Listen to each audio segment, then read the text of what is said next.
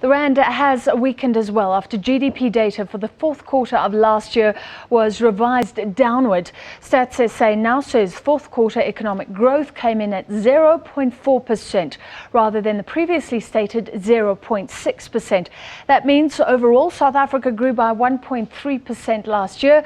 We're not even expected to eke out much more than 0.5% this year. Growth, of course, one of the main issues threatening South Africa's credit rating.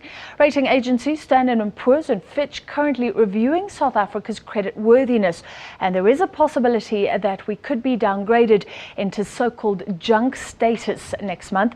Standard Bank saying today that a downgrade will lead to job losses, negative growth and possibly a recession this year. Chances of South Africa escaping a ratings downgrade are slim. According to Standard Bank, there are normally signs that suggest the rating sub-investment grade is imminent.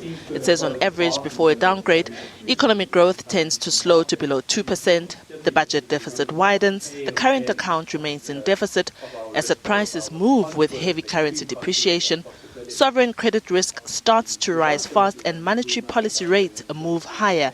These signs have been evident in the country's recent data. Balim says households should prepare themselves because a downgrade will impact on everyone's finances. He says more jobs will be lost. The middle classes will suffer income slippage. In other words, their real incomes, which is nominal income after subtracting inflation, will be impaired quite stridently, and so the middle classes will feel like they've fallen a rung.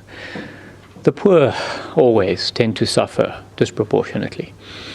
And not only will they suffer as a function of an economy that has already been weak, but the likelihood that the downgrade could be the final nail tripping South Africa into a recession. Balim did not mince his words about how the current state of politics and perceived attack on the Treasury is making matters worse. Any threat or risk or impairment to the credibility of South Africa's public finances to be managed in a sound and pro-poor manner over time will compromise our growth rate.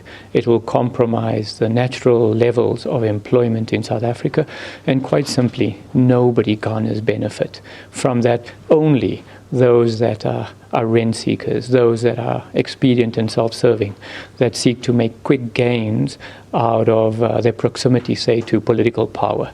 But for the most part, South Africa as a nation loses when the threat of sound public finance management is compromised. Standard & Poor's is expected to announce its decision in early June.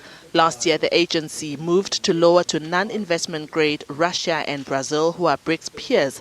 And by the looks of things, South Africa could follow next. Balim says this move will undoubtedly spur a recession.